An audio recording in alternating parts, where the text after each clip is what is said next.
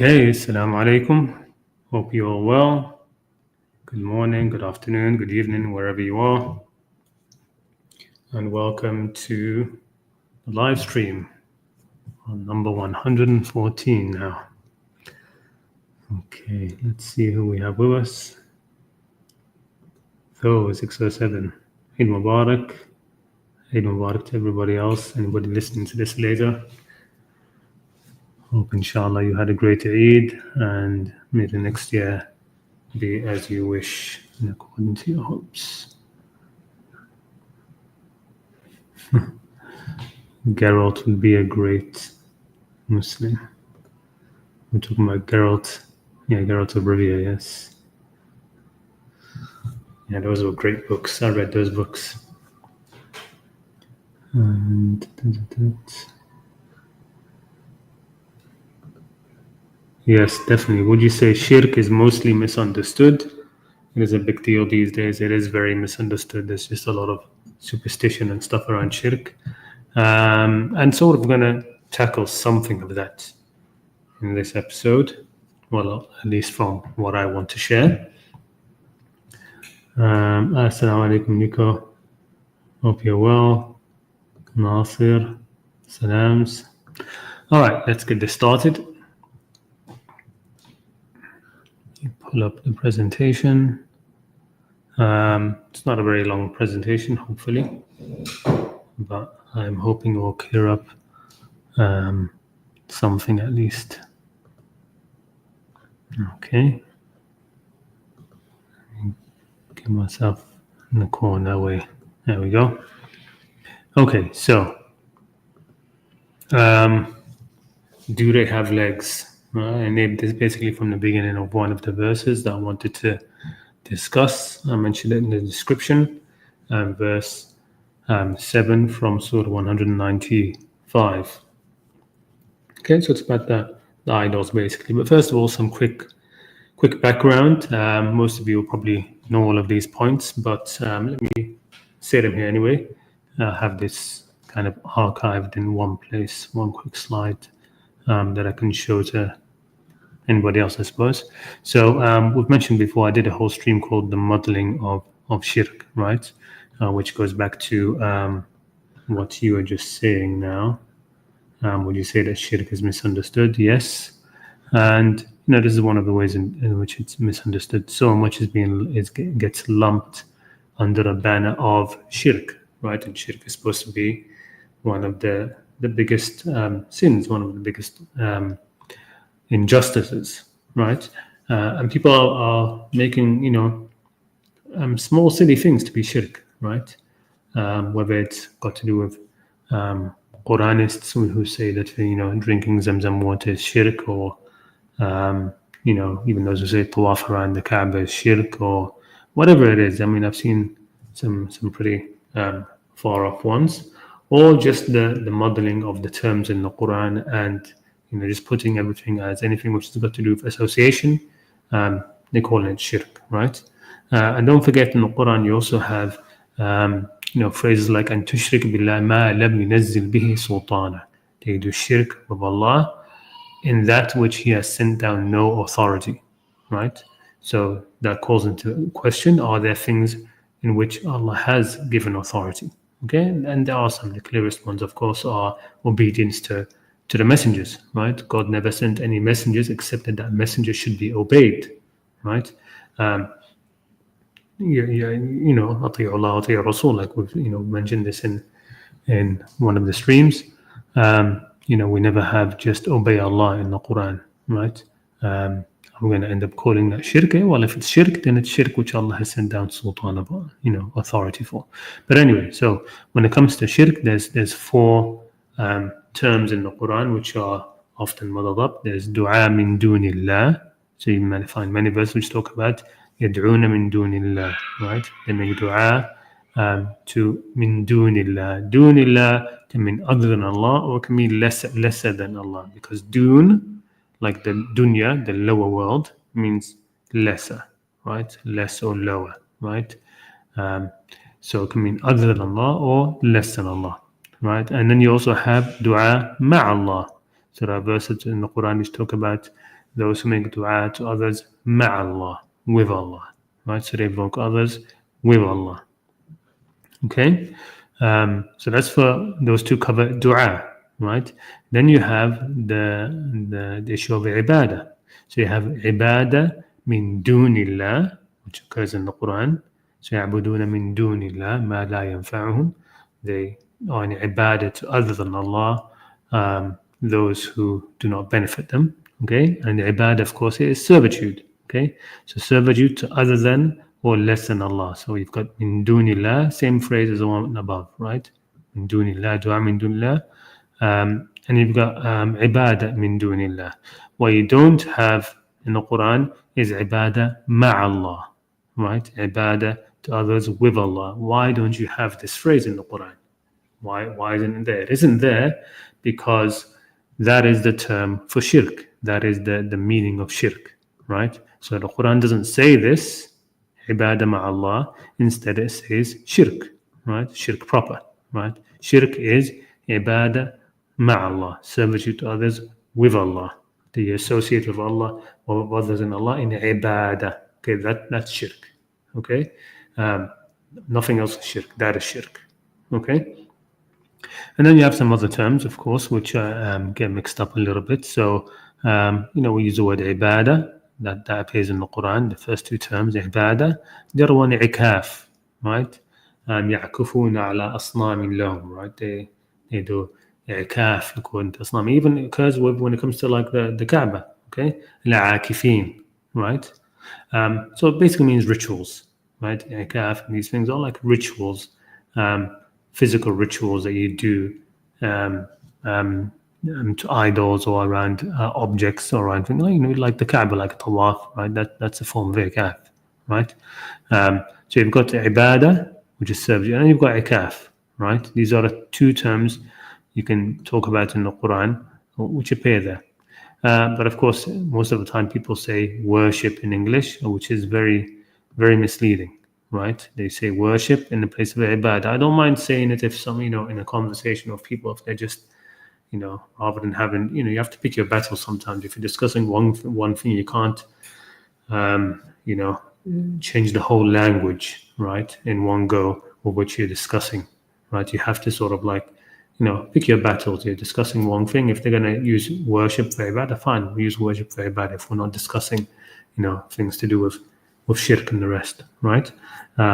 So people will typically say worship, right? But it's really about the rituals, right? Rituals is what I would say like the closest thing to ikaf, right? The rituals. Okay, so the Quran uses the first two words, ibadah and ikaf. Ikaf is what's used for rituals, okay?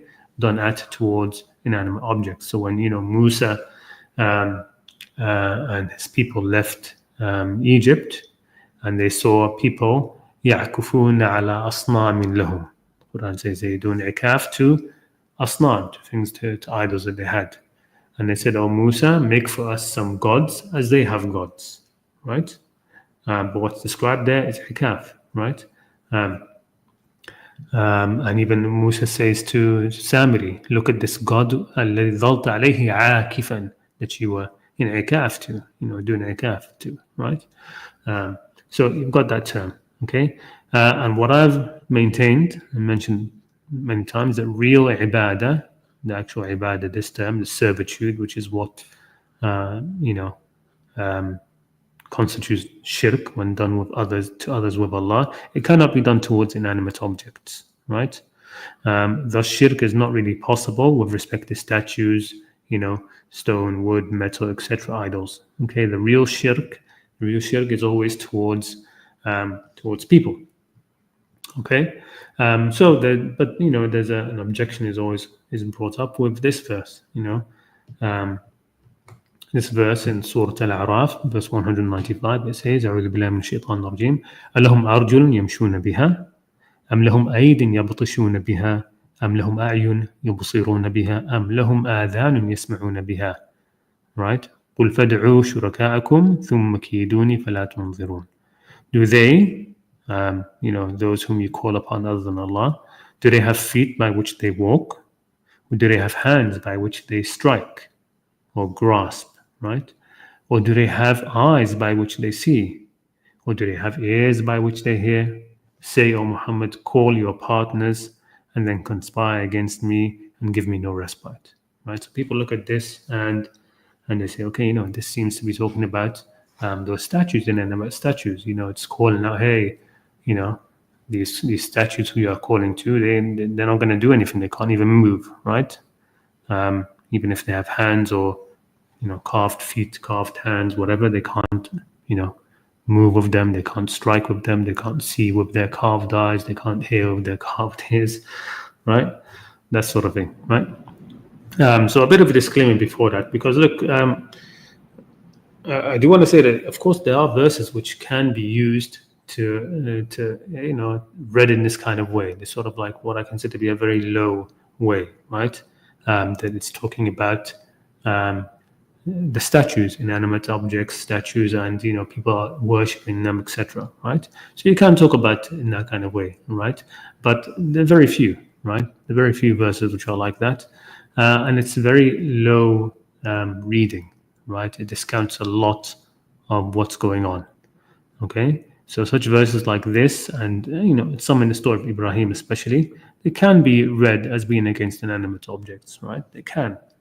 Right, but there are not many verses like that at all in comparison to, what I'm proposing.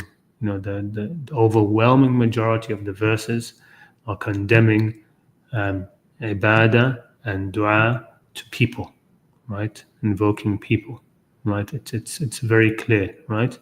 The one or two verses which you can read, or sets of verses you can read where it seems to at first glance, right? Maybe it's about inanimate objects. Fine, it can be sort of read that way, but it's certainly not the majority, right? Second, like I said, it's a very low-level reading. Okay, the type of thing we teach to our young children, right? My young children, I teach them that, right? For a start, but you're supposed to be able to move past that, I think, pretty quickly. The other thing is our preconceived notions, our upbringing, our religious education, the superstitions with respect to shirk, etc. All of that pushes that kind of reading to the forefront, right? Even in verses where it's clearly about people, right? There are many verses I'm sure you've come across where it seems obvious that this is talking about people, right? Yet it seems almost, if you speak to somebody who doesn't think about this much, like the average Muslim, when they read that, it will just come to their forefront that this is talking about, Lat and Hubal and the statues of Arabia or something like that, right? That's what comes to the forefront because that's how, we're taught, right? That the great evil that happened was that they were bowing down to inanimate statues, how terrible, right? That's the thing. So that comes to the forefront, right? Despite all the clues, prompts to the contrary. Okay, so it still blinds us, though, right?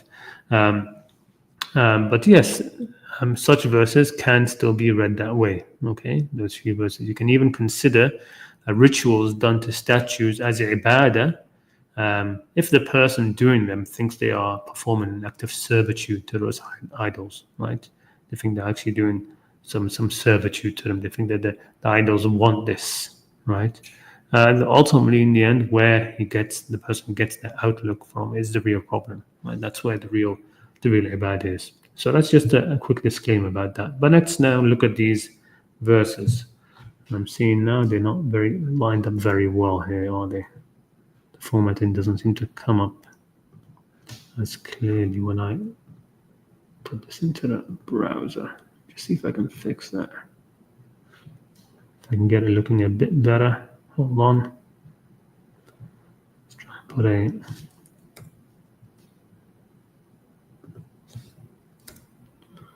hopefully this doesn't make the spacing run out. Let me try that. If I refresh, does that bug it out? Kind of. All right, kind of looks better, I suppose. All right, so let's look at the verses before, because I'm just going to go over the verses before and the verses after that particular verse, and it's obvious to most people that these verses are talking about people, right? The 3 verses before and even before that, and the verses after, we're talking about people here, right? And then we'll talk about the one that people stumble across, about the middle one, verse 195. So going a few verses back from verse 191, it says, أَيُشْرِكُونَ مَا لَا يَخْلُقُ شَيْئًا وَهُمْ يُخْلَقُونَ. Do they associate with him those who create nothing and they are themselves created? Right. So is this going to be talking about people or statues? Of course, talking about the people here, right? When God talks about creation, that these are, he's not going to be talking about that God didn't create the idols, right? When this kind of language is about how these people did not create anything and they themselves were created, right? That's the kind of language that comes to mind, right? أَيُشْرِكُونَ مَا لَا يَخْلُقُ شَيْئًا هُمْ يُخْلَقُونَ وَهُمْ, and they, right? وَلَا يَسْتَطِيعُونَ لَهُمْ نَصْرًا وَلَا أَنفُسُهُمْ يَنْصُرُونَ. And the false deities, these are unable to give them help, nor can they help themselves. So again, of course, here it's put in false deities in the translation that doesn't exist there. It just says, and they are unable to help, to give them help, nor are they able to help themselves. Right. So why would inanimate objects need help? Right. The idea here is that they were talking about people who are able to give help and receive help. Right. They're active agents. Right. But it's saying they're not going to be able to help them. Right. Over here, وَإِن تَدْعُوهُمْ إِلَى الْهُدَى لَا يَتَّبِعُوكُمْ. And if you call them, invite them to guidance, they will not follow you, right? These arguments don't make sense against inanimate objects. Oh yeah, if you call the Hubal to guidance, he's not going to follow you. Of course, he's not going to follow you, right? No, none of the mushrikeen thought that, right? سَوَاءٌ عَلَيْكُمْ أَدْعَوْتُمُوهُمْ أَمْ أَنْتُمْ صَامِتُونَ. It's the same, to you, whether you call them or whether you are silent. It doesn't make a difference. It's all the same for you whether you invite them or you are silent. Okay? And then again it says, إِنَّ الَّذِينَ تَدْعُونَ مِن دُونِ اللَّهِ عِبَادٌ أَمْثَالُكُمْ.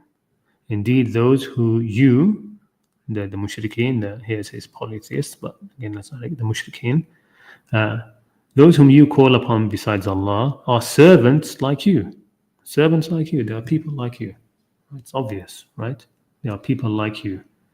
And you're not statues, they're not statues, right? So call upon them and let them respond to you if you be truthful. فَادْعُوهُمْ فَلْيَسْتَجِيبُوا لَكُمْ إِن كُنْتُمْ صَادِقِينَ. Right? And we see, again, we've mentioned dua before. We're talking about invoking and just, we're not talking just about here supplication, right? But so if you take this as being supplication, half of this doesn't make sense. If you take it to mean like calling your superior officer to come and to come and help or something like that, right? Then it makes more sense, right? And here it's saying they're not going to help you, right? These, because look, the thing about it, the issue of the shuraka, these idols, they're not people of virtue, right? So this conversation here is about the mushrikeen, right? Trying to dissuade them from their shirk and their dua to these idols, who are not people of virtue. They're not going to help you. They don't care about you. If you call them, they don't give a damn about you, right? They don't care. Okay. So those are the verses before. I think it's pretty clear. Most people would see that we're talking about people here, right? And I put here at the end just questions. Just ask yourself some questions about these verses. And I think it's obvious. So I put some of them here. Did God create the statues? Of course not. Are the statues created beings, and we talk about them that way? No. Qur'an calls them just names. Hila illa asma'un sammaytumuha, right? Allat, Hubal, Uzza. These are just names, right? They're not even created things. They're just names. Yes, statues can't help them, but do they need help, right? So help from what? On this part where it says, وَلَا أَنفُسْهُمْ يَنْصُرُونَ. They can't even help themselves. Why would any statues need help? Help for what? Okay. Also, just the word being used here, أنفسهم, themselves, right? It's not really a typical thing we'd say about, again, about inanimate objects themselves, right? As if they have selves they need to be taken care of, right? And again, do you call statues to guidance? Can they follow you? Ibad, like you? All of these things, obvious there. Okay, what about the verses after? Let me go back and just do a bit of quick editing.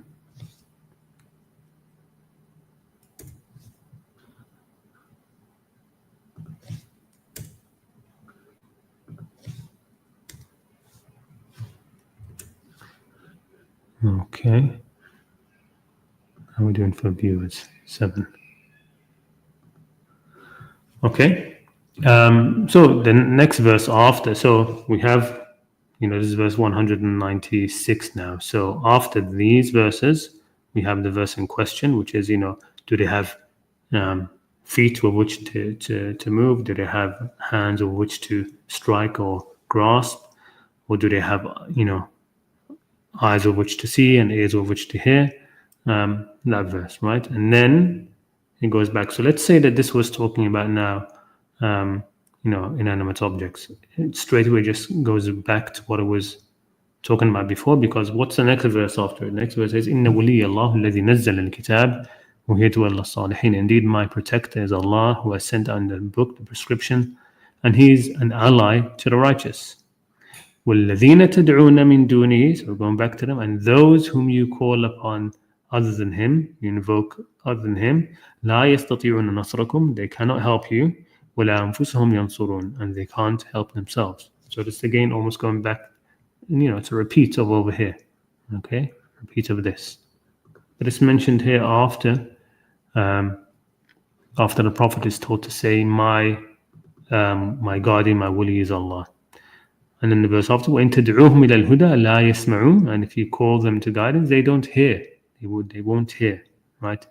Is it because they don't actually hear? No, it isn't because of that. Again, the Quran talks about those who have ears, but they hear not, right? لَهُمْ آذَانٌ لَا يَسْمَعُونَ بِهَا. They have ears and they don't hear with them. Okay, so if you call to them, if you call them to guidance, they will not hear, right? Nobody tries to call Lat al-Uzza and Hubal to guidance, right? وَتَرَاهُمْ يَنظُرُونَ إِلَيْكَ, and you see them watching you. Is this like how, when you see those paintings, you're walking down a hallway in a painting, it looks like it's watching you? Is that what we're supposed to come out over here? No, of course not. I mean, these idols don't watch you. You don't see them watching you, right? You don't see them watching you.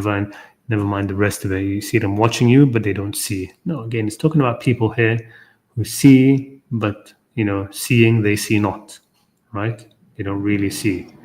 And then the verse saying to the Prophet, خُذِ الْعَفْوَ, take hold of forgiveness, right? وَأْمُرْ بِالْعُرْفِ, and come on to what is known, good things which are known, al-ma'ruf, right? وَأَعْرِضْ عَنِ الْجَاهِلِينَ, and turn away from the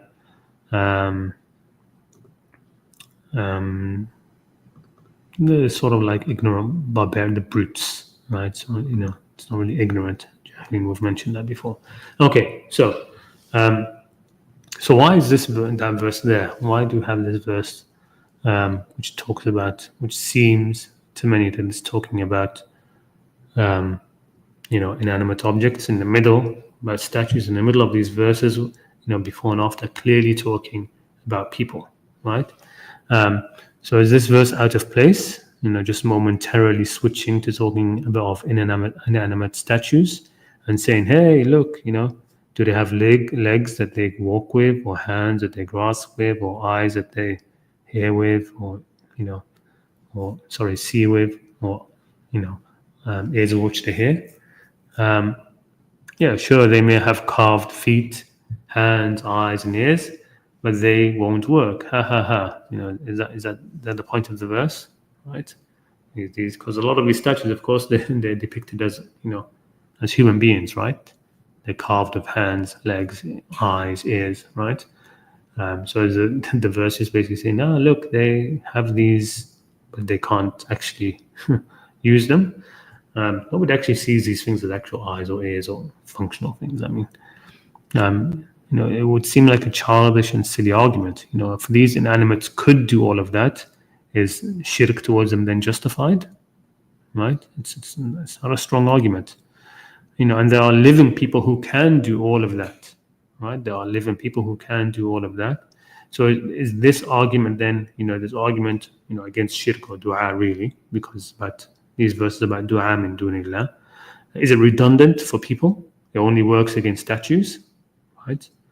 So the full argument, the verses before and verses after, they're fine, but this middle part here, it only works on what? On inanimate statues. Okay, so what point? You have to think what point is meant to be proven here.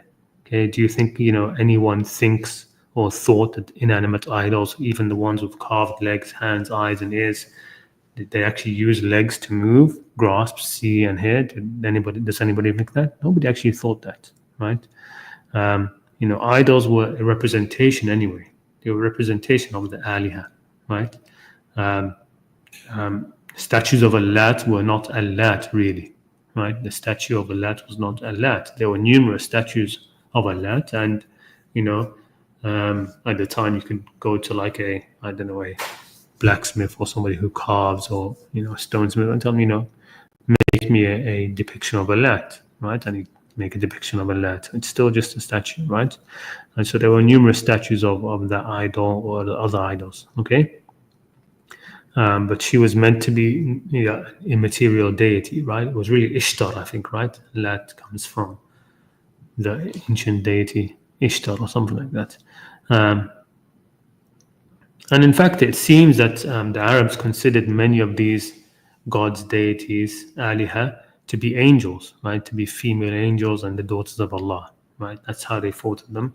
And the statue itself was just a statue. They knew it was just a statue, right? The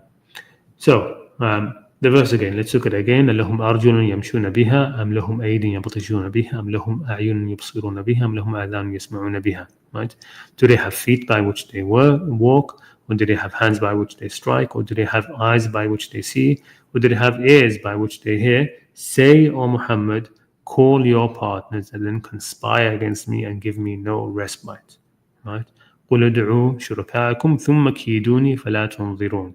And so this is the way I see it. The key part here, though it's not really much of a key, because it's just there. It's the second part of the second half of the verse, okay, i.e., in which the prophet is being told to say something, okay, to respond, right? Why is he being told to respond? Respond to what? Right? It's obviously a threat, right? Obviously a threat, right? And he's being told, "Qul," say to them, call your shuraka, ثم كيدوني فلا تنظرون, and then conspire against me and give me no respite. And this tells you something about the dua that's actually meant in the previous verses, right? Invoke them, call your shuraka, call these people, call these people, right? Call them to help you against me, right? All of this talk about help you and guide and this, right? You think they can guide you? Call them. Let's see them guide you. You think they can help you? Call them. Let's see them help you, right? It's talking about that kind of dua, right? These sort of like, I want to say the commoners, right, are threatening the Prophet, saying we're going to call our leaders. We're going to call, Abu Jahl, Umayyah, and Abu Sufyan. We'll call these idols. We'll call them, right? And the Prophet is being told them, call them. They can't help you. If you call them to guidance, if you some of these people would recognize guidance. Some of the mushrikeen that recognize guidance. So look, you recognize guidance. Okay, call your idols to this guidance. They're not going to listen to you, right? They're not going to listen to you. So that's the idea that's being gone over here, right? So and it's often the case. I get messages privately about having difficulty with this verse or that, and often it's just really that They're either not reading the whole verse, or they're not paying attention to the wording or things like this. So this is what's happening here. قُلْ ادْعُوا شُرَكَاءَكُمْ ثُمَّ كِيدُونِي فَلَا تُنظِرُوا. So what about this beginning part? Well, again, they're being threatened, right? So the Prophet here is being threatened by the shuraka. The mushrikeen are threatening the Prophet using their shuraka, using these people, okay? They're the ones who are threatening. A threat from those who worship those idols, those people, okay? Though here again, we're talking about invoking the idols, right? So these are their followers are trying to invoke the idols, the people, against the Prophet. They are threatening the Prophet. They will call upon their idols against him. But these idols are just people like them, right? Like the followers, okay? So call them. The Prophet, قُلْ فَدْعُوهُمْ فَدْعُوا شُرَكَاءَهُمْ. Call them. Let them respond. Let them come, right? So, it's basically, I'm going to sort of like almost paraphrase the rest. So are they supposed to scare the Prophet? Are they supposed to intimidate him? Okay, do you wish to intimidate him by invoking your idols?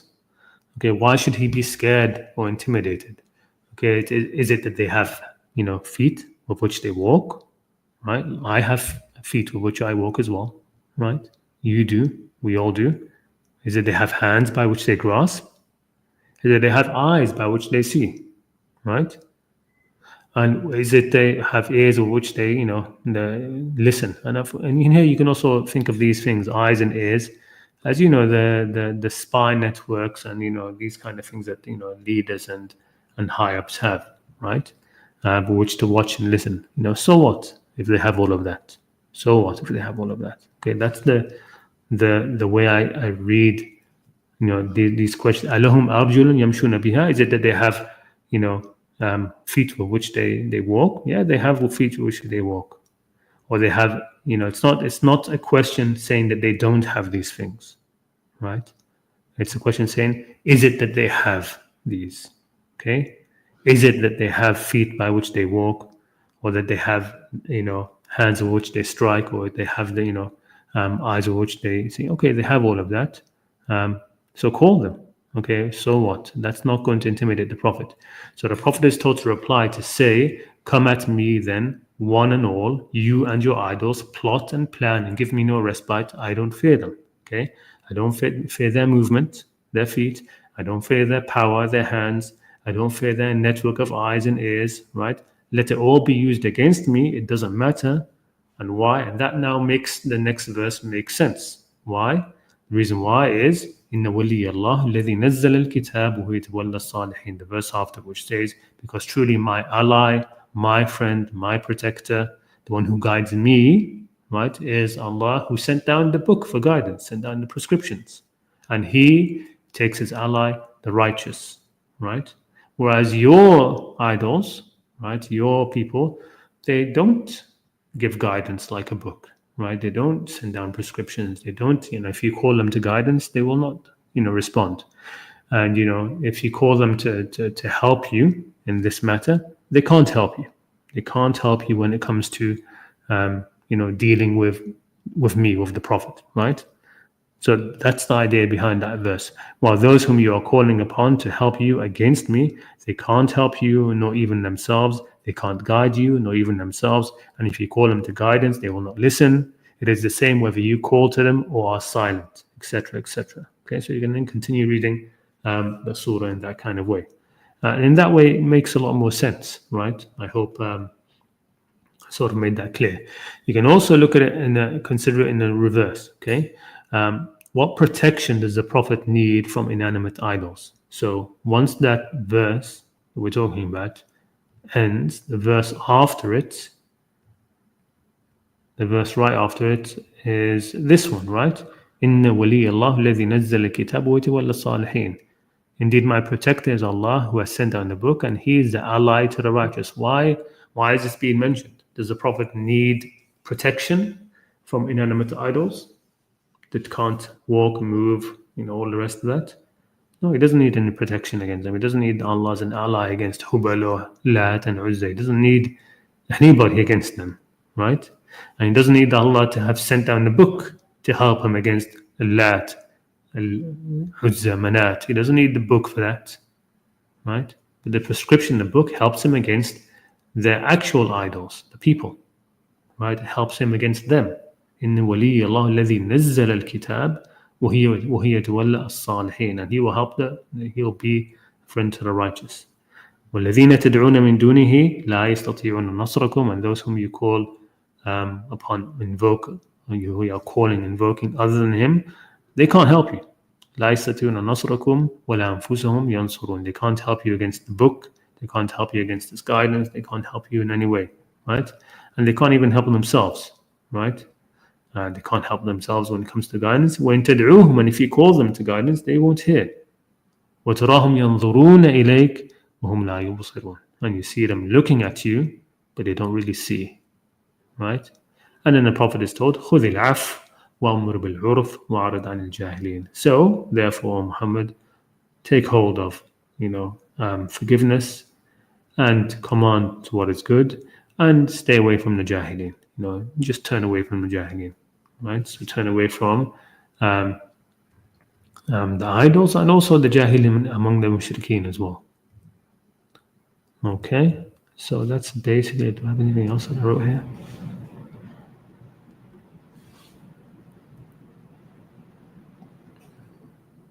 Yeah, okay, that's basically it.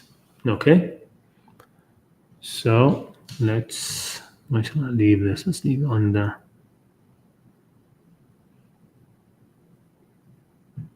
that summary one. So that's basically what I had to share with you today. Hope you found it interesting or enlightening. And I don't have anybody backstage, so if anybody wants to come on, feel free. I haven't had anyone backstage for a while now. I'm wondering if something's changed, because they did update StreamYard and the interface is not what it used to be. I'm guessing it works. All right. Eid Mubarak. Alaikum assalam, Nico. Eid Mubarak again. Hi, man. Good to see you. So now, prostrating in respect. What about that? I'm guessing you're asking if that is shirk. No, that is not shirk. Assalamu alaikum.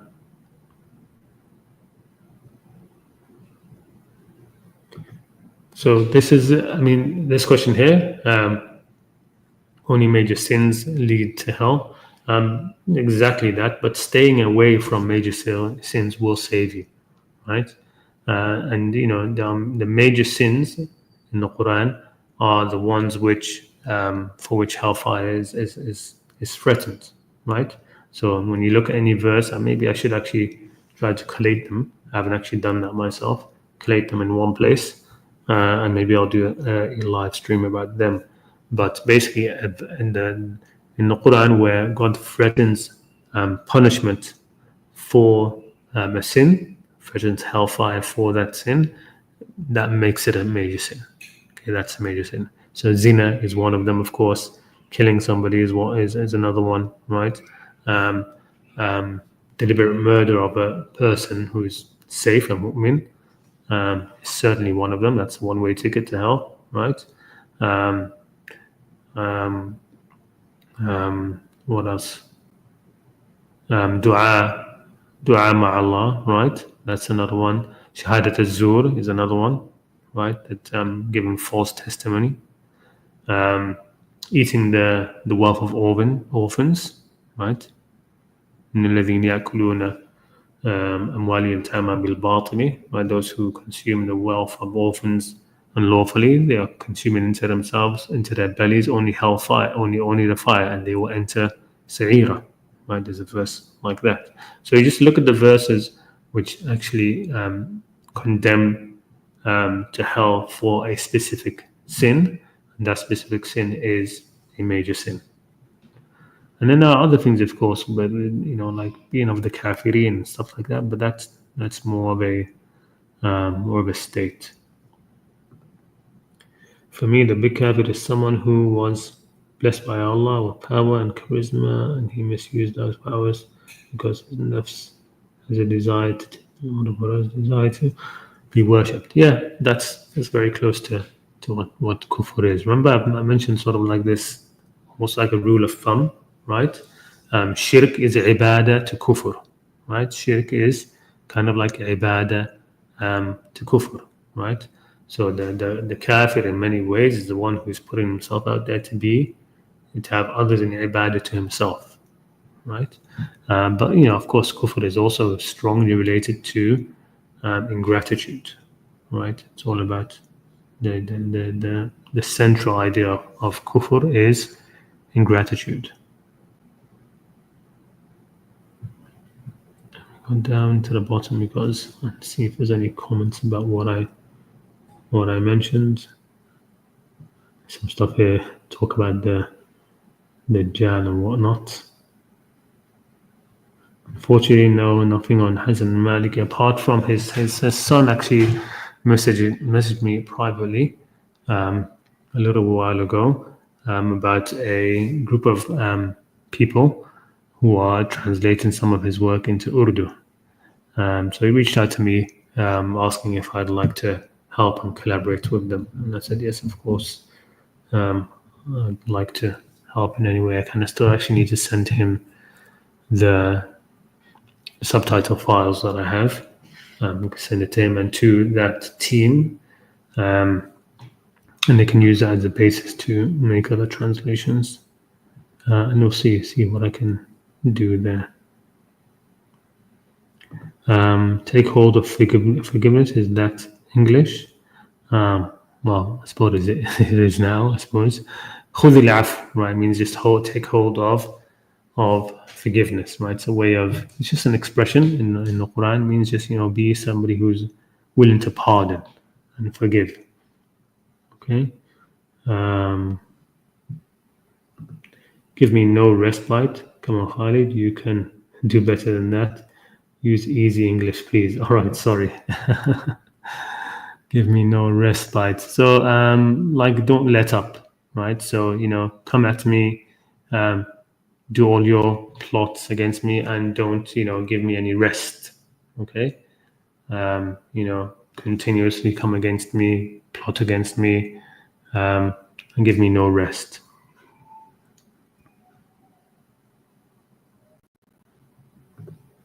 Yeah, hopefully you can understand what it means. It's beautiful when you paraphrase it. Thank you. I have often wondered why the crime of rape isn't mentioned more explicitly in the Quran, despite it being arguably the most heinous sin. Yeah, I mean, I don't know. It's not mentioned directly in the Quran in that kind of way. What's the closest? The closest is لا تكرهوا فتياتكم على البغاء, right? Don't force your girls into prostitution, sort of, right? But it's going to be, of course, fasad. It's one of the fasads fil ard. We also don't use servitude in everyday. Yeah, we don't use servitude in everyday English. Can you say being in servitude in another way, please? What the other way could I say? Being like somebody's slave, I suppose. Servitude, that's what, in the end, what the word means in Arabic. It comes from ibad, it comes from abd, from slave, right? So it's being like somebody's slave, right? Being somebody else's slave. Not sure a better way to put it into English. Yeah, I'll have to think about that. Kufr is ingratitude, which leads a man to be not really grateful for the blessings and he lusts after power. A person repents from major sins. Will repentance be accepted? Yes. Of course. You can repent from any sin. When you say servitude to others with Allah, do you mean billah? No, ma'allah. It means the ma' with. We don't have in the Quran. There's no like ibadah billah, like to others billah. Or something. No, it's ibadah ma'allah with. All right, one more, and I'm going to bring. I've got dragon light on. I'm going to bring you on. Can the government, politicians, parties act as a form of idol? It's being in servitude to them. Yes, definitely they can. Definitely they can. I mean, what's happening in a lot of the conflict that's happening now in Gaza, a lot of it is like that, right? So you have people who know that this is wrong, right? But they still go ahead in servitude to the government and the state and that sort of thing. Assalamu alaikum wa rahmatullahi wa barakatuh. Alaikum salam. How are you doing? I'm doing good. How are you doing, man? I've been a big fan of you. Thank you so much. So I wanted to ask you a question. How do you like get better at Quranic Arabic? I'm probably not the best person to ask about this. You're gonna have to ask somebody who, I don't know. Are you a native speaker? Or? Yeah, but it's still a little hard for me. Yeah. All right, in that sort of way, then I think that the best way is just to first of all start with key terms, right? So that really there's not that many huge terms in the Quran. The Quran's actually vocabulary is very poor, right, in terms of the amount of vocabulary there is. It's actually I've noticed. Very, very low, right? So you don't need to learn much, right, to get better at it, right? It's been deliberately made very, very easy. Okay, so starts off with the big ones. You know, there are sometimes I call them the big five. Sometimes I call them the big seven. Right?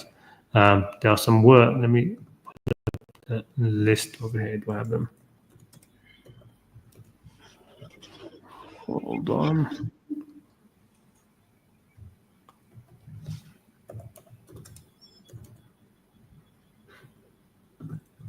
Yeah. So.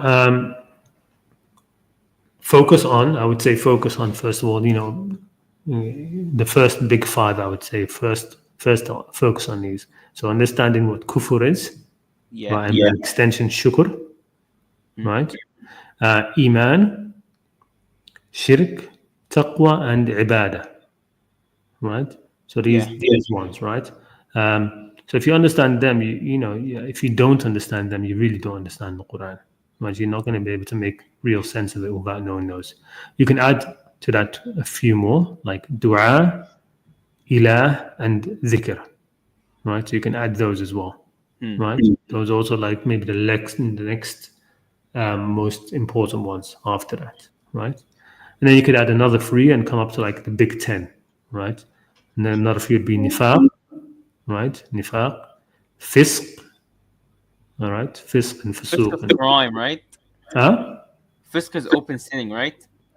Fisq, not exactly. So fisq is sort of like things which are out of bound, right?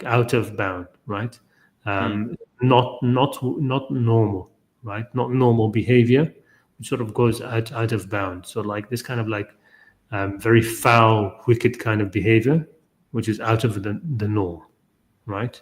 So, for example, like eating a human being, right?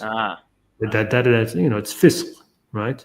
So fusuq, you're not doing something which it's like something which is not normal. Yeah, it's not normal. The word actually comes from, so you know, like a date gets overly ripe, right? Yeah. It gets overly ripe and sort of bursts out of its like skin. Yeah. Fasaqat, it's called. It said fasaqat. That makes sense.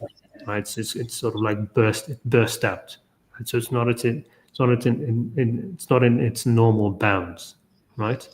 And you find that the fisq is related to nifaq, right? So those two terms as well, they go together very often in the Quran, right?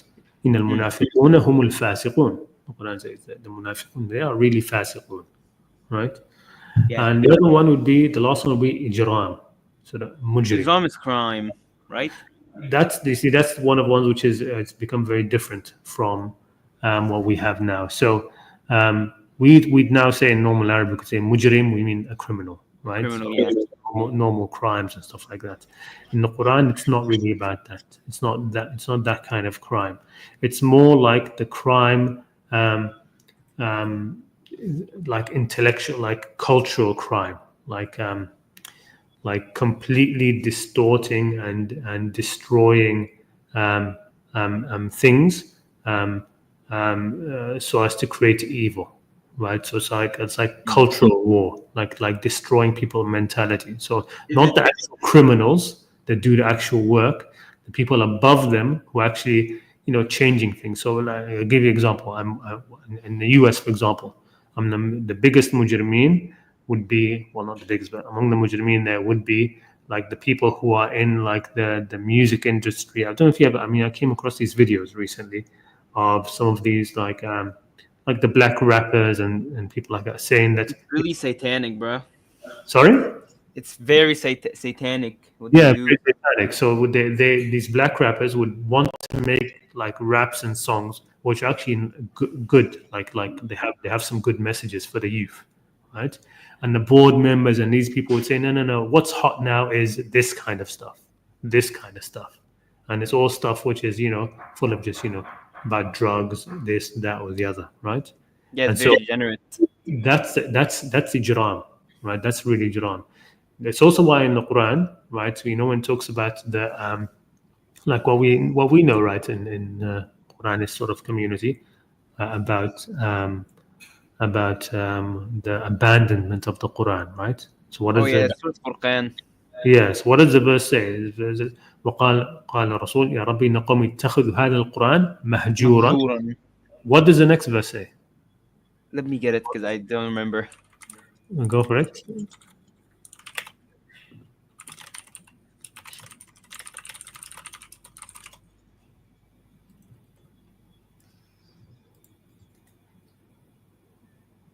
وكذلك جعلنا لكل نبي عدو من المجرمين وكفى بربك هدايا ونصيرا. Okay, so and thus have we made for every prophet an enemy from the who? The mujrimeen. So Mm-hmm. what has that got to do with abandoning the Quran? Right? Is it, if we think about in terms of like modern Arabic, we're talking about here what criminals who like murder, steal stuff. That's no, that's these are the mujrimeen here are the people who are taking others away from the Quran, right? So Yeah, it's like, music usually yeah, does that. sorry. Music usually does it, especially like the rap music. Yeah, I can do that. But I'm just talking about here. Just think about what has taken people away from the Quran, right? Who has done that? The people who have done that. That's ijram. That's criminal, right? Hmm. Uh, the media coverage on Gaza now. That's ijram, right? Right? The way the media spins things and lies and does this and the right to cover for Israel or all of these. That's ijran. That's the kind of ijran that we're talking about. I mean, it's things which have large scale, wide reaching consequences because it's not just a murder here or a thing there. It causes lots of damage, right? Yep. So that's the idea when it comes to ijram. Um, you know, inventing lies against Allah. That's also Oh called yes. it's linked to ijram in the Quran as well. Give me a second, please. Hold on. Okay. I just wanna got somebody knocking on the door. The door.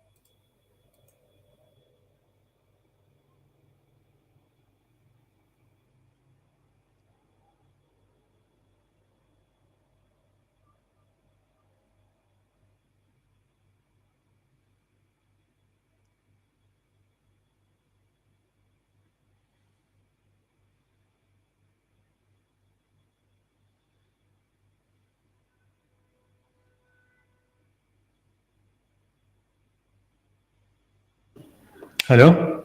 Hello, I'm here. Yeah, sorry about that. That's all right. Yeah.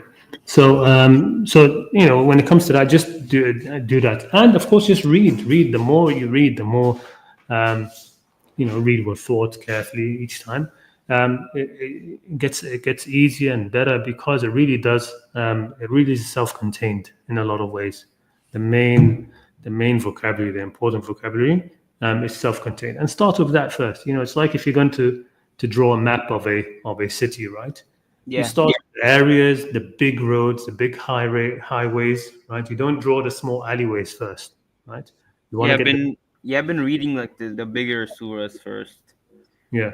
No, I mean try to get like the bigger pieces of the language together first, right? Yeah. Before you start worrying about some word which comes up in the Quran just a couple of times, right? Yeah. So like that, so stick with those like the big terms first, right?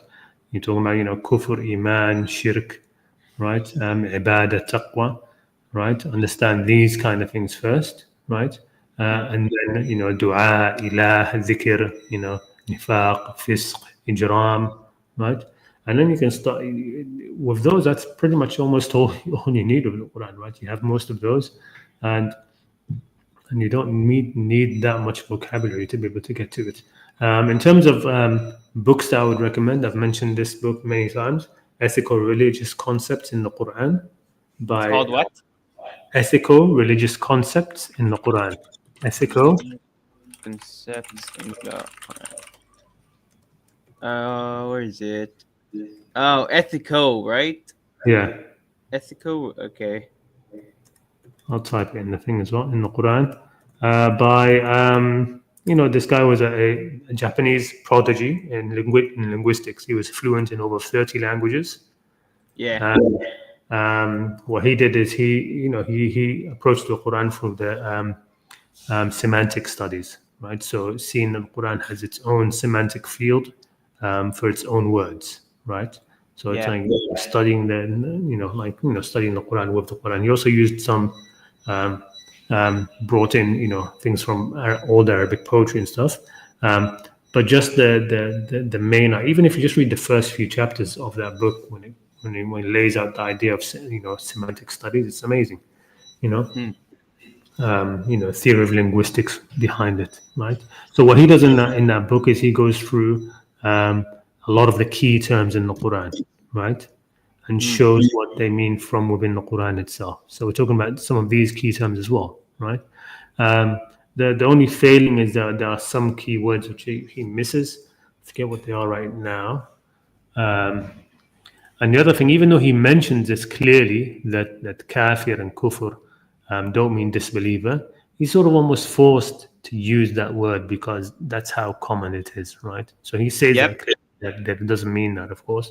And he has a whole section about kufr and kafir and what it actually means. Um, you know, like for example, he notes one very interesting thing that every translation of kufr or kafir into English, it's always a Believer. it's not just that, it's always a not something, right? So Yeah. disbeliever, unbeliever, non-believer, infidel. It's Makes always no sense. it's always puts as a negative term. Whereas in Arabic, it's a positive term. It has its own meaning, right? Kufr in Arabic doesn't mean not something. Means he's hiding something, Even right? even when we say ingratitude, right? In like sometimes I translate it as ingratitude or ingrate. Even that means not grateful. All right, that's what that means. So, but so every translation in English is a two-part word, right? It has a Yeah. negative with something else, and that's not in Arabic. In Arabic, kufr is its own term. It has its own meaning. It doesn't mean not something, right? Hmm. So that's why it's one of the reasons why it's difficult to put it across in that sort of way. Yeah. So I also wanted to ask a question. Yes. Go ahead. Have you talked to Sam Garens like when he disappeared, or he's just fully gone? He's. I think he's fully gone. I think he said, like, he said that he basically came to the end of the road. I mean, when he put up a video once about how because the tightening of sanctions and stuff against Russia made things very difficult, right? Yeah. And because he's in Russia, so he said, he can't afford to continue unless he gets some actual support, some actual real funding and stuff. And then he got that, so he carried on for a while, and then eventually he stopped that as well. He said, it wasn't, he was still struggling despite that, and also he said he's said everything that he needs to say, right? So he Yeah. doesn't have more that he wants to say. He feels like he's accomplished what he wanted to, right? So hats off to him. I never actually got to interacting with him very, very much. I sent him a message only when he put out that video saying that he wasn't going to, that he needs actual support, and I messaged him just saying, would you like to, you know, come on my channel, maybe just to, some more people will know. Hmm. Even if it was only a little bit, maybe some more people would come across to support. I also made a post on it and read it, and that's it. I mean, he replied with just basically saying, he'll think about it. But the thing that he knows it most, he said, what I would like to do. The one thing that he said is missing is that he would like to have an audio version, audio recitation of the Quran for his website in Arabic, but without all of the the chanting, the ritual chanting sort of stuff, just like read it. He wants it to be read plainly, right? So he It's not. said, Oh, okay. yeah. So So he not to said, read. yeah. So I guess he must have seen a couple of my videos and heard me recite some of the verses because I typically don't. It's a kind of like I've seen some of these channels like what's that channel which has it's a big channel which has a lot of mistakes in it, but even academics rip it apart like Marim Van Putin and these people. What is it? Learn Qur'anic Arabic or Arabic 101, one of those channels. But anyway, they all when they're having a video explaining something in the Quran, it's like a blackboard kind of um, theme that they have, but anyway, so the person always when he's saying things normal, speaking normally, when it comes to a verse, he he recites it like with full tajweed, and it's Oh, yeah, I find it a bit um, not off-putting, but it's not the place for it when you're trying to just explain things in the Quran or something like that. Just read the verse normally, right? You don't need to, yes, we can understand. yeah, you don't need to speak in your normal speed and then suddenly you're reciting a word very slowly and methodically, and it's too contrived. So I think he heard me reciting some verses from in one of my videos or something, and so he was like, it'll be good to have a full recitation of the Quran just like that, just read normally with sort of normal cadence and stuff. So he was saying, he was like, let's do that together. I said, okay, definitely, I'd be willing to do that. But we never sort of synced after that. Man, Um, that's sad. That would have yeah, been so cool. it would be nice. But it's just the way it is. Sometimes you have these intentions, but you don't find the time, and he's busy trying to make ends meet. Same over here, or working away, family and kids, and I've got my kids and homeschooling and work, and It's good that you're homeschooling. It's much better. yeah. I mean, it's good. It's good. I need to do where I am just because the school systems are not very good and extremely expensive to boot. So, but actually, we're going to be going. I'm actually planning to maybe move back to the UK next year or the year after, like in about a year and a half. But we'll see how that goes. Hmm. Let me Yeah. think of any other questions that I had. Okay. Do you think there's like a good order of reading the Quran, or to learn properly? Um, no, not really. I mean, what I would definitely read, like if you Like if somebody was starting off, yeah, definitely read the try to read the first surahs first, as in the first one to be revealed first, right? Um, so chronologically is a good way to do it. But I mean, they're made the small surahs are made to be small so that somebody can read them, right? In the first time. So when somebody's Yeah. first wanting to read the Quran, very often they'll read some of the short surahs, right? And they give you a lot there. And then when somebody's really starts to really fully interested, then they will start to maybe tackle the Quran from the beginning, right? Mm. But yeah, I mean, trying to read it chronologically is a very helpful way to How, read it. Well, how do I know like what's chronological? Like how do I just know the order? I mean, generally it's known. Generally, there are, apart from right at the end, because of some political issues that happened in the Sirah, Yeah, right? they tried to make Surah Al-Ma'idah like they said it's not the last surah. Like Yeah, the verse that talks about the completion of religion, they said it's not the final verse. yeah. So because of that, also when it comes to Surah Fath as well and Al Hudaybiyah, so there was some issues that were the traditional chronology is messed up there because they wanted to include some of the people who became Muslim after the conquest of Mecca and stuff. So there was Mm. some issues there, but generally they're pretty well known. The order of the surahs is more or less accurate, right? Maybe one surah is early, a little bit later. That doesn't matter, right? Generally, we know which ones are early Mecca, sort of middle Mecca, late Mecca, early Mm. Medina, middle Medina, late Medina, right? So they generally know. So just stick with the you can find the list anywhere online. Just search for it. You know, I mean, I uh, have finished quite a bit so far. I've finished like I don't know, maybe like 20 to 30 surahs so far. hmm.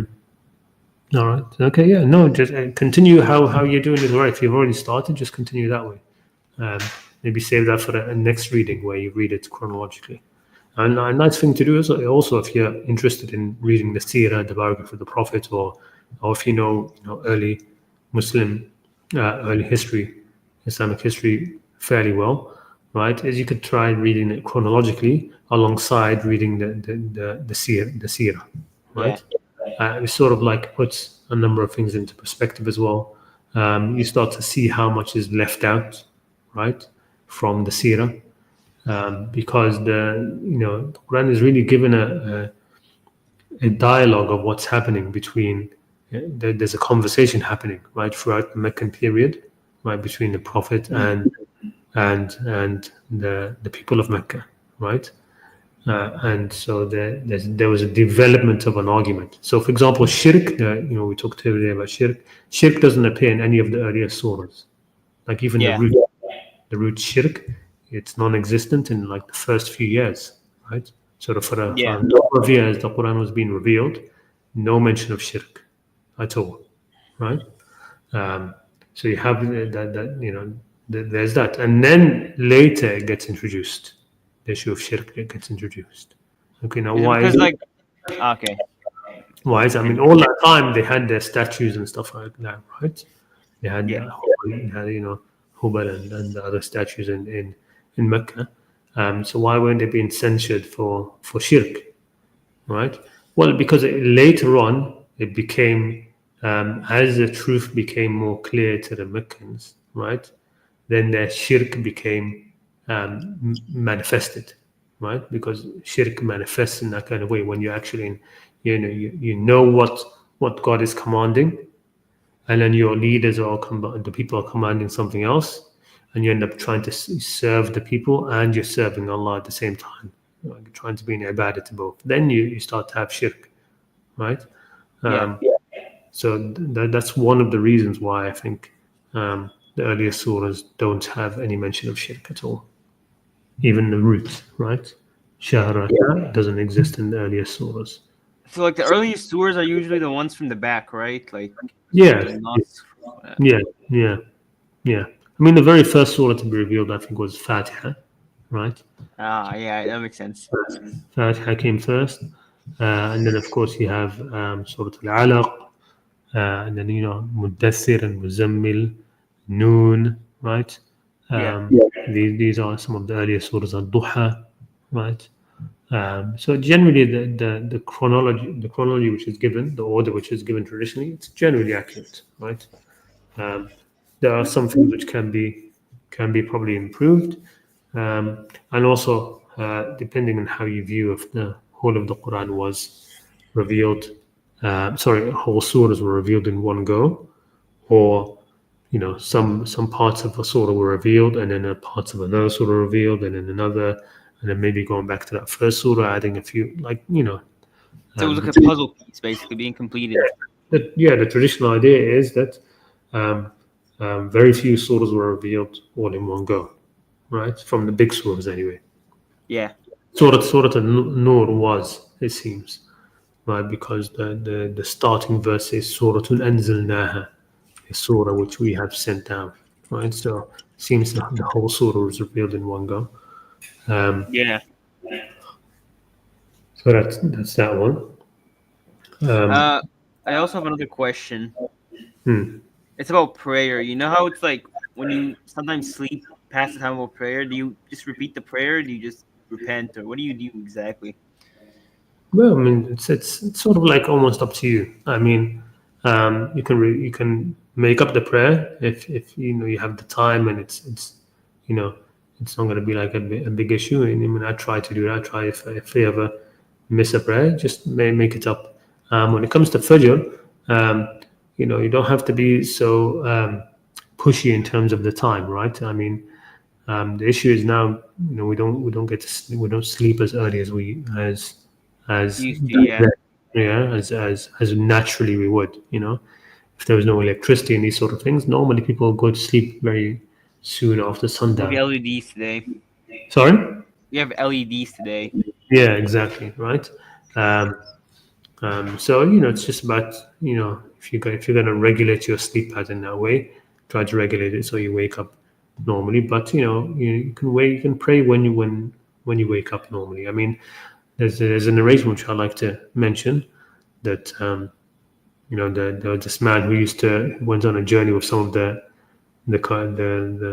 companions, right? So he was an outsider. He came in and he went with some of the prophet's companions to like some journey or something. And during that whole journey, during the whole time, he would not pray until after the sun rose up, right? And when Yeah. he came back, they told him, hey, they said to the prophet, this guy we were with, he wouldn't pray during the proper Fajr time. Basically, he would pray after the sun comes up. And so the prophet, asked him, hey, so why'd you do that? He says, oh, Messenger of Allah, we're a people. I come from a people, my tribe. We just don't get up until the sun is up. Like we Yeah. wake up after the sun's up. So the prophet said, wait, pray when you wake up. It's fine, right? The prayer times are not, they're not that rigid, right? You should try to maintain them, um, but they're not that rigid. In the Quran, really, it talks about free prayer times. Well, prayer times mostly, right? So Yeah. the two halves of the day and the near part of the night. Does that mean Dhuhr and Fajr? Well, look, I mean, it doesn't mean any of them really. It just says that you can establish prayer in the first half of the day, and in the second half of the day, and in the near part of the night, and that basically means before you sleep, right? Yeah. So the later part of the night will be after you sleep. The near part will be before you go to bed, right? Yeah. So this free prayer times, and the Prophet established within them 5 prayers, okay, and those 5 prayers also sometimes he combined them, right? So it's two sunnah basically, two sunnah prayers basically. Not really two sunnahs. He set up those prayers for his for his people, for the Arabs there, right? So he set up, this is how he prayed, right? He made these regular prayers, those 5 daily prayers, and they followed him in that. Maybe an indication of why there are 5 daily prayers. There are these little things in the Quran, like salawat. The word salawat comes up in the Quran 5 times, Yeah. right? So maybe that's linked to it somewhere. Maybe the Prophet knew that and he decided I'm going to make five prayers. Yeah. right? And maybe that, also in the verses about the qibla, right? فَلَنُوَلِّيَنَّكَ Surah قِبْلَةً. Baqarah, right? Yeah. So إِنَّمَا تُوَلُّوا فَوَلُّوا وُجُوهَكُمْ شَطْرَهُ. That phrase comes up many times, and you wonder why is it coming up so many times? Well, it comes up 5 times, right? Turn your Yeah. face to the Masjid al-Haram. Turn your face to the Masjid al-Haram. So that's an indication that the prayers are meant to be 5 as well. I suppose you could take it that way. But the point is that the main point is that you just establish regular prayer, right? Yeah. If the regular prayer you've established, your circumstances change, you get a new job, or your working hours change, whatever it is, you can tweak them, you can change them a bit, right, to make it, and then after that, try to keep them regular. Don't just change them anytime you want on a whim, right? You do want to have a certain amount of discipline, right, with your prayers. Um, but you can establish the prayers basically however you want, right? Really, right? You don't have to. You're not tied to pray them the way the Prophet did in 7th century Arabia, right? You don't Yeah. have to do that in, I don't know, in 21st century Tokyo. You don't have to do it in those times, you know, in the in your, you know, business life or corporate life, or wherever, however your life is structured, right? Yeah. You can just arrange them in a way that makes it easy, and the point is to establish them for prayer, for dhikr, for remembrance, Yeah. and that's more conductive as well. If you arrange them in a way where it's easy to do and it's comfortable, then that's going to be more conductive to you actually being present in your prayer. Whereas if you try to just force the 5 daily prayers in your schedule, in your life, where it's more difficult, you're just going to be rushing them, going, I have to do it now, and it's not going to be, it's not really as conducive to actual dhikr and actual remembrance. Yeah. I woke up really late today, so I had to basically just pray everything in once because I woke up pretty late. Yeah, yeah. Again, so like if I mean, in terms of like making up prayers, like, I think you're asking about that. You don't have to actually make up prayers, right? I mean, how do you Mm. actually make up missed dhikr, right? How do you make that up, right? But it does show. Remember, Allah's watching you, right? So it shows a Yes. kind of dedication, right? That I missed this prayer, I'm gonna make it up, right? So it Yes. shows it's a kind it is a devotional thing to do, right? That you have a certain amount of prayers that you do, and you've missed it, so you're gonna actually make it up. It shows, it's a commitment. It shows devotion. It's also teaches a bit of discipline as well. Um, so it's a good thing. You don't have it's not something that you must do, right? In the end, the prayer is in the end for dhikr, right? I'm not even convinced about this whole idea that prayer is rejected, or how do you reject dhikr, right? How Yeah. is That's you know true. prayers accepted, rejected, something like that? The Quran only talks about you know um, when we talk about acceptance and accepting deeds. It's really only ever talked about, I think, something I need to look into more, but I think it's when it talks about accepting or not accepting um, spending, right? Oh yeah, I think it's Surah Tawbah. Let me see, bro. In many verses, it talks a lot about that, right? Like, no matter what we spend, it will not be accepted.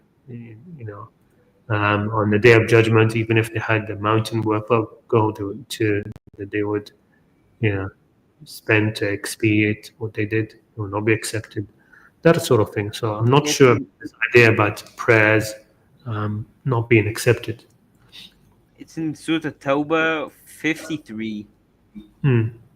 Yeah, I mean, there are many verses like that. I mean, that one's, I think, it's probably going to be, if it's Surah Tawbah, it's going to be about the hypocrites, right? Yeah. They're not, that, no matter what they spend, they will not be accepted, right? So, Yeah. it makes more sense there because the Prophet was there to either accept or not accept the charity that people gave, Yeah. right? So when it's mentioned in the Quran, I often wonder if it's just talking about the Prophet there accepting or not accepting their charity, right? So they're coming Mm. to him with this charity, and you say, no, I'm not accepting it, right? So that literally means I'm not accepting it, right? So I'm not taking it into my possession, right? Yeah. And keep it, right? And I don't want it. Um, so that makes more sense, right? But in terms of the idea of like somebody praying, I don't know, Fajr, and then was that Fajr prayer accepted or not accepted? Well, if it's not about that really. It's about you know spending time in dhikr, right, in actual remembrance. So how is that going to be rejected? Yeah, that is true. Now they're going to say, "I reject your your remembrance." It doesn't happen anyway. And Allah says, "Fadhkuruni azkurkum." Remember me, I will remember you. Yeah. Right. So anyway, I also have another question. yeah, It's sure, go ahead. about like what do you feel in prayer exactly?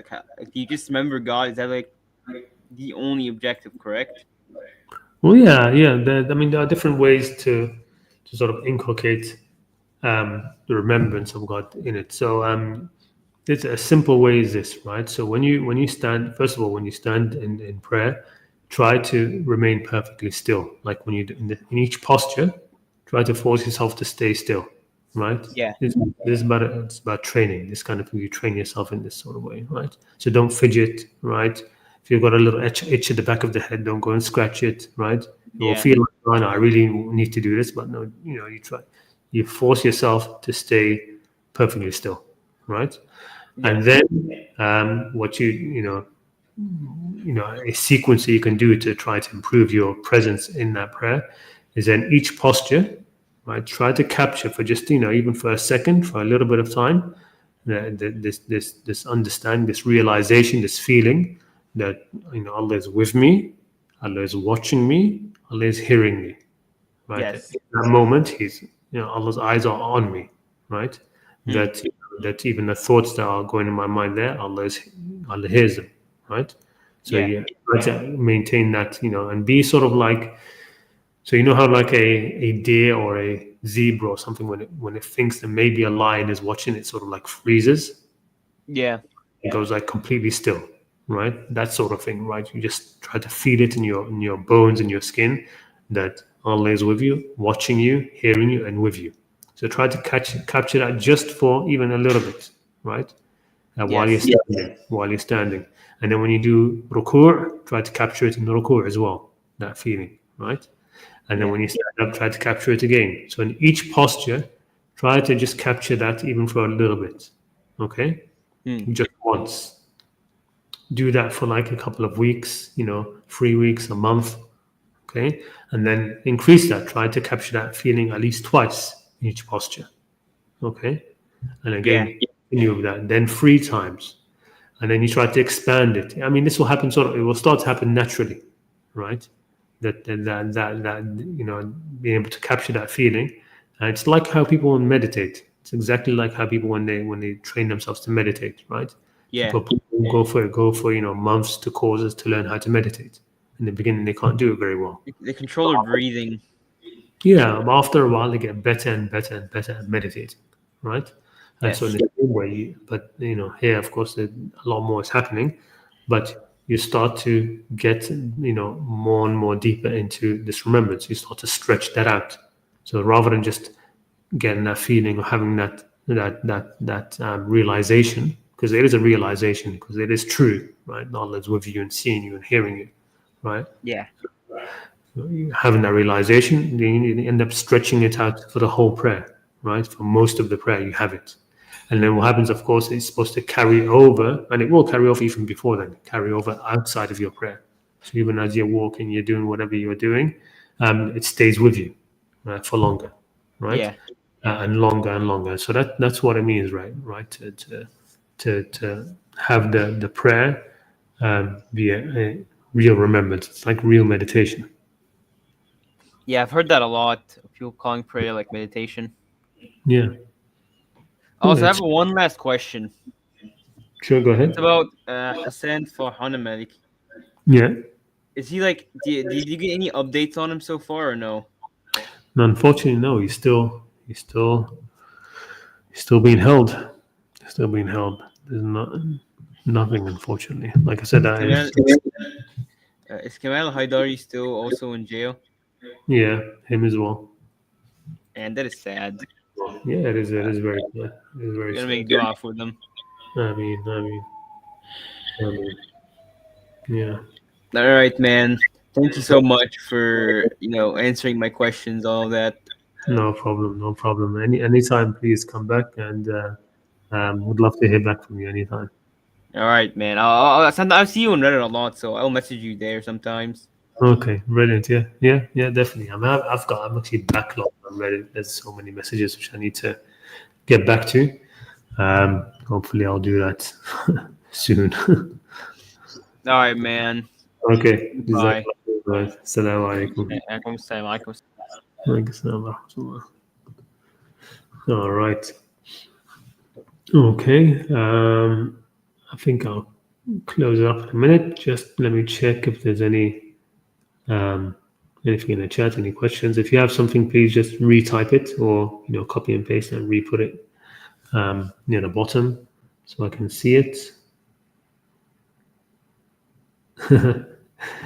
Piers Morgan is the biggest mujrimana. Yeah, it does crazy Jaran, yes. I just read Nahj al-Balagha and it's kind of amazing. Yeah, no, Nahj al-Balagha is amazing. Far better than Bukhari, huh? Far better than Bukhari and Muslim and these. Of course, it has its problems as well, of course. But it is much better.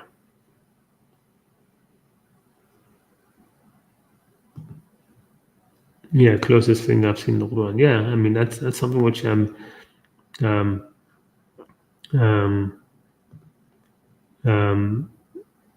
al-Maliki, he did a study of Nahj al-Balagha, and he said, that the themes and the things which the Quran talks about, which you find in Nahj al-Balagha, mirror the things which you find in the Quran, right? So it talks about the same sort of idea, same sort of like ethos.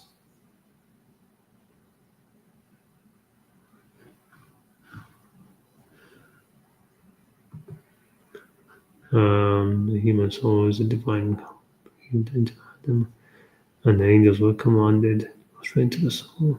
This intellect was stuck in the physicality. Okay, all right, let me go back to the bottom.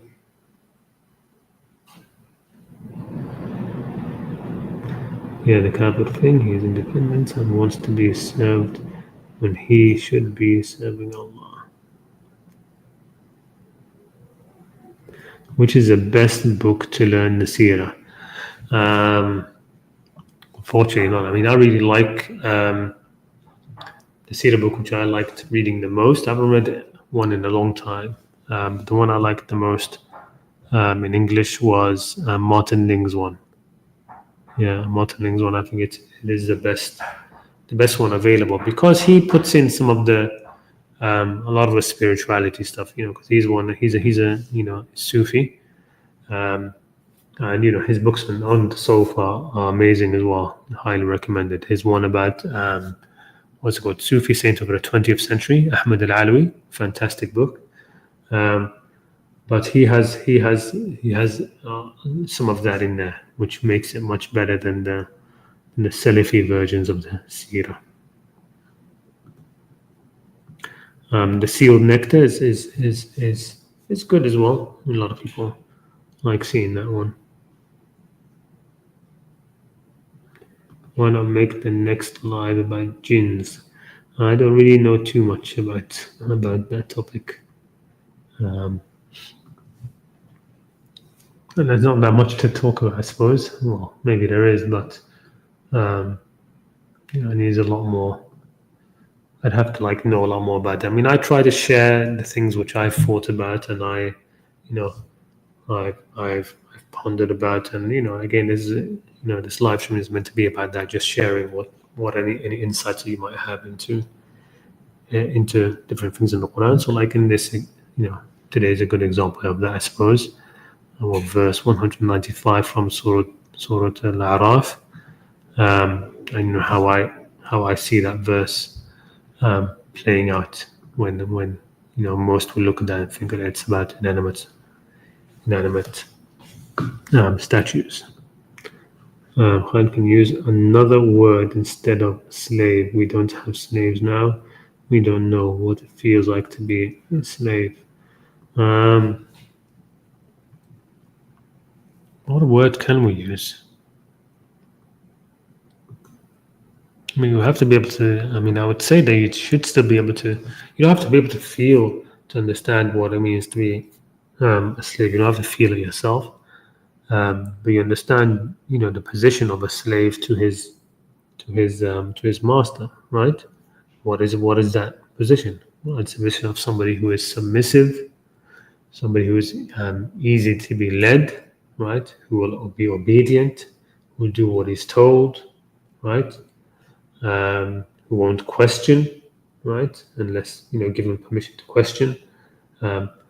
That's the sort of the mentality of a slave, right? You have to think of the mentality of a good slave, right? How does he behave towards his master? I mean, if you need be, you could watch those movies of slavery, and and what happened to slaves and what they did to them, and you know what did they have in America? Those what's the field Negro and the house Negro, right? The house slave and the field slave, right? The differences that happened there, and how some of the the house slaves would even oppress the field slaves, right? Um, and who was the good slave who did what, right? Um, but it's the best word to use, because that's literally what it means in Arabic, right? Ibadah comes from abd, right? Comes from the idea of a slave.